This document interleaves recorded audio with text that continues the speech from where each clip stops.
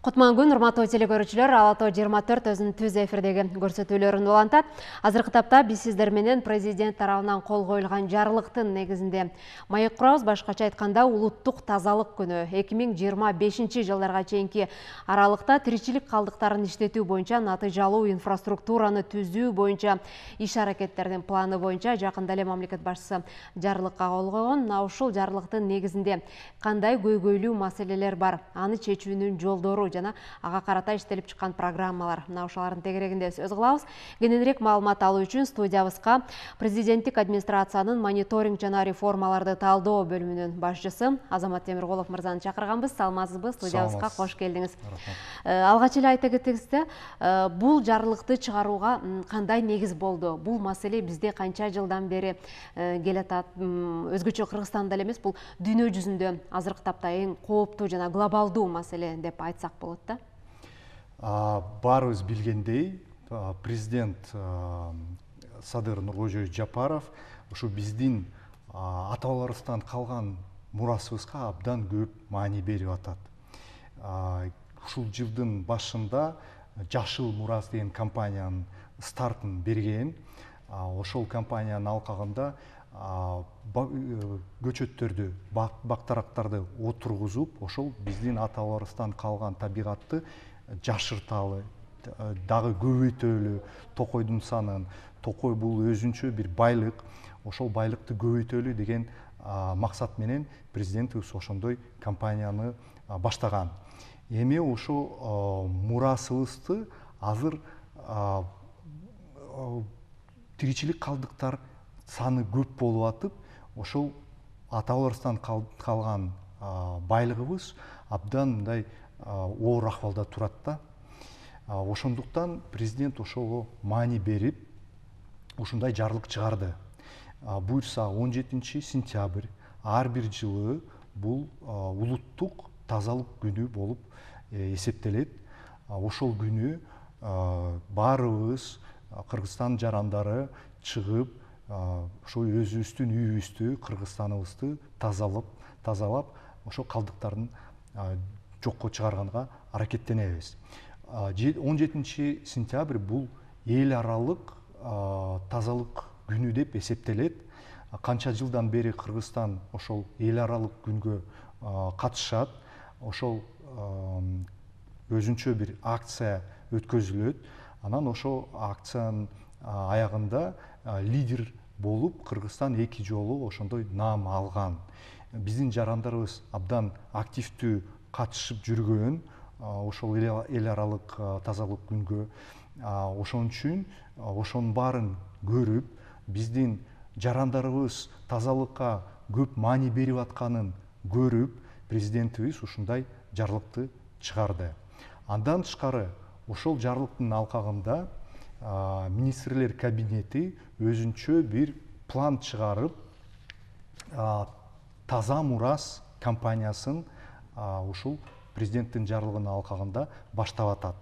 Таза мурас деген бул ошол айтып аткан ата бабаларыбыздан калган мурасыбызды таза бойдон сактайлы, таза бойдон келаткан урпактарга тапшырып берели деген максат менен ошол Таза мурас компанияны буйса баштап атабыз. Ошол компания бир күн болбойт, ал 2 ай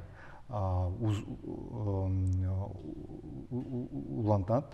2 айдын ичинде ар бир шаарда, айылда өзүнчө бир пункттар болот. Ошол пункттарда калдыктарды чогултуп тапшырса болот. Жарандарыбызды ошого үгүттөйлү. Ар бир жараныбыз ошого катышып, ошол пункттарга тапшырса, биринчиден акча пайдасын көрөт. Себеби ошол калдыктарды андан кийин ошол переработка менен алек болуп аткан биздин бизнестер аны кайрадан иштеп чыгарышат.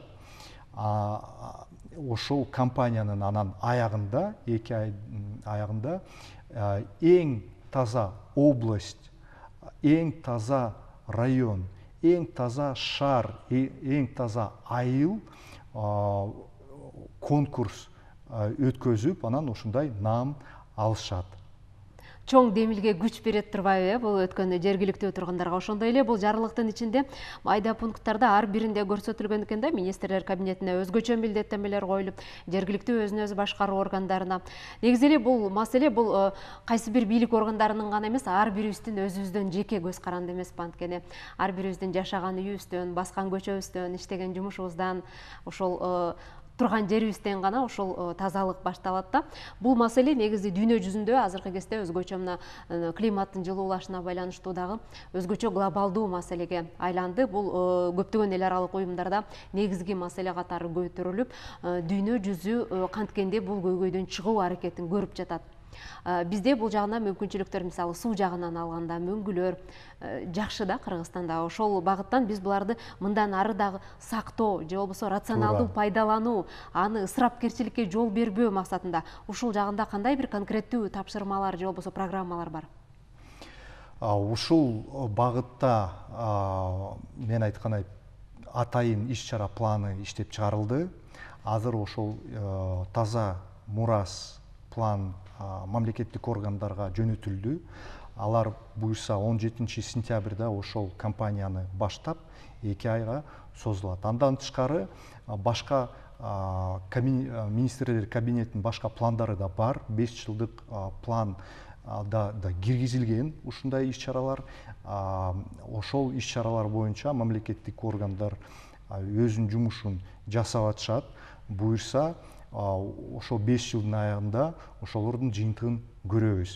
Мисалы биздин отдел биз ошо мониторинг кылып, кайсы мамлекеттик орган кандай ийгиликке жетти, ошол план боюнча кандай жумуш аткарып атат, эффективдүү же эффективдүү эмес, ошого баа коюп, анан буюрса ошо биринчи ушул жылдын аягында баа коюлат. Анан 5 жылдын аягында да ошолордун аткарылып аткан жумуштарын да көрөбүз. Бул абдан маанилүү тема, себеби мен биздин угармандарга, көрөрмандарга айтып кетет элем, Кыргызстан жылына 1 миллион тонндан ашык калдыктарды чыгарат экен. Анын көбүнчөсү, жарымы ошо үй бүлөлүк калдыктар. Жарымы. Демек бул биздин жарандарыбыз чыгарып аткан калдыктар. Бишкекти алсак, Бишкекте 320 000 тонна жылына калдыктар чыгарат экен. Ошол калдыктардын жарымы полигондорго кетет экен. 10% жарандарыбыз жерге казып көмүп салат экен. 24%-ын өрттөйт экен, а 20%-ын болсо жөн эле мондай таштай беришет экен. Ачык эле. Ачык эле. Ошондуктан азыр бул абдан чоң көйгөй, себеби биз ошол калдыктардын аларды күйгүзгөндө ошолордун газдарын дем алсак, ал биздин жарандарыбызга абдан ден соолукка абдан терс зыян келтирет экен.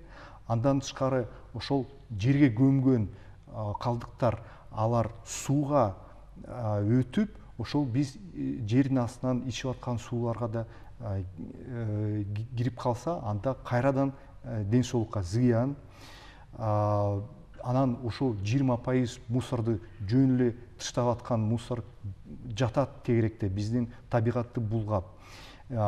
Алыс барбай эле биздин тегерегибиз баары мусор болуп атат. Мына тоолорго барсаңыз, эл эс алып жүргөн жерлердин баары мусор. Мөңгүлөргө чыксак, аякта да мусор. Себеби мына биздин өзүбүздүн альпинисттер жана башка өлкөлөрдөн келген турист альпинисттер пиктерге чыгат экен, мөңгүлөргө. Ошол жерден өзү менен тамак ашын чыгарат.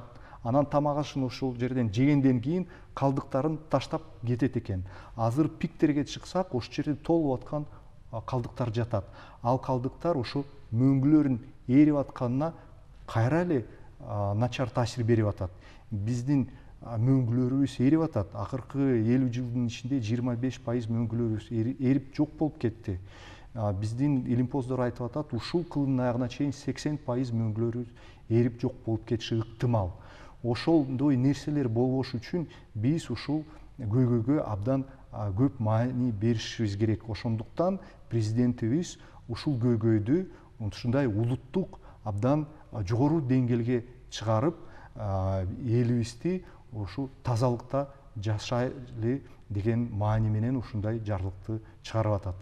Өзгөчө Бишкек шаарына көңүл буралды. Негизи эле ар бир адам бизде негизи таштандыларды сорттоп чыгаруу, же болбосо желим баштыктарды өзүнчө болобу, айнек бөтөлкөлөрдү өзүнчө. Мына ушундай деңгээлде качан гана ал таштандыларга суроо талап болгондо, балким таштанды көчөдө жатпайт чыгар дегенде, ал боюнча дагы шаардык мэрияда өзүнчө бир программалар бар болсо керек. Албетте бар. Ошондой программалар министрлер кабинетинде да бар, мэрияда бар. Азыр ошол иш-чаралар жүрүп атат. Башка өлкөлөр менен салыштырсак, сиз туура айтып атасыз. Ошо мындай сорттоп, калдыктарды бөлүп, анан тапшырсак туура боло тургандай. Швецияны мисал кылып алсак, Швецияда 1% калдыктарды эле тыштайт экен. Калгандардын баарын сорттоп, баарын бөлүп, өзүнчө тапшырып, анан кайсы бир бизнес компаниялар аны иштеп чыгарып, башка бир продукция чыгарат экен. Японияда да ошондой. Швеция азыр өзүнүн калдыктары жок болуп, башка өлкөлөрдөн калдыктарды сатып алып атышат. Себеби бул жөнөкөй калдыктар эмес, бул кайра иштетип, андан пайда көрө турган калдыктар болуп атпайбы? Албетте, бул материал болуп атат. Ал материалды кайра иштеп чыгып, жакшы бир жаңы продукция чыгарып атышат да. Биз да ошого ошондой максат коюшубуз керек. Буюрса ошого жетебиз деп ойлойм. Азыркы күндө ошондой кичинекей предприятиялар, кичинекей ишканалар пайда болуп атат Кыргызстанда. Алар да кайрадан ошол таштандыларды кайра иштеп чыгарып атышат. Ар кандай продукциялар чыгарып атышат. Келечекте бул бизде да өнүгөт. Анда сырткары дагы бир ушул тармактагы көйгөйлүү маселе бул экология маселеси. Буга чейин маектин башында айтып өттүңүз, бул бак-дарактарды отургузуу Жашыл мурас долбоорунун негизинде. Негизи эле буга чейин көп жылдан бери, ачыгын айтыш керек, Кыргызстанда бак-дарактар көп эле отургузулбай калган да. Өзгөчө Бишкек шаарында борбордо 80 жылдык, 100 жылдык бак-дарактар бар. Өткөн жылдан баштап ошол республиканын баардык аймагы боюнча чоң демилге көтөрүлүп, көчөттөрдү отургузуу демилгеси башталды. Муну дагы кандайдыр бир жыл сайын улантуу, же болбосо жаштар арасында өзүнчө бир азыр челлендж деп коет, демилге көтөрүп, бирин бири улап, ошону менен аткарган иштери менен манактануу. Мына ушул негизде дагы көп программалар ишке ашууда, ошолорго да кененирээк токтоло кетсеңиз. Президентибиз Садыр Жапаров баштаган Жашыл мурас компаниясы албетте абдан жакшы өттү деп ойлойм. Биздин жарандарыбыз абдан жакшы кабыл алды муну.